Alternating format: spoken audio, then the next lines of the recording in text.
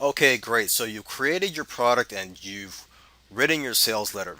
Okay, so now you're good to go. But if you want to increase the value of your product or your funnel, it's best if you add upsells and downsells. Now, again, this is optional, but this is going to increase your chances of success because you're going to make more money if you offer upsells and downsells, and you're going to attract more affiliates.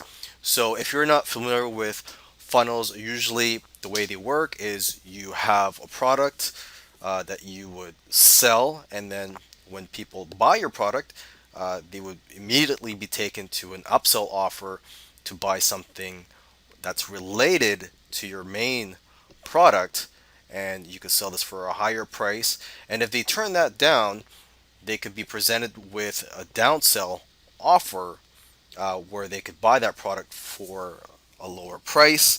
But of course, you would just take out some bonuses or have some reason for offering them a discount on that upsell. Okay, so every business that I can think of offers upsells. Amazon, McDonald's, it doesn't matter what business you're in, you need upsells to increase the sales you make per customer.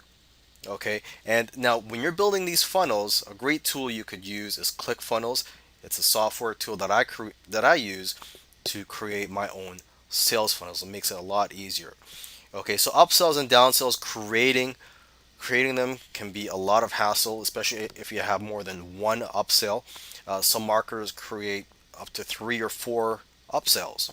Okay, now another alternative to this, if you don't want to create more products to offer as upsells in your funnel, instead of creating more products, you can just offer the resale rights to your main product and also private label rights if you want. So basically, let's say you have a product on how to drive traffic to your website. You would sell that on the front end, and when people buy that, you could offer them the opportunity to buy resale rights so that they can resell that course.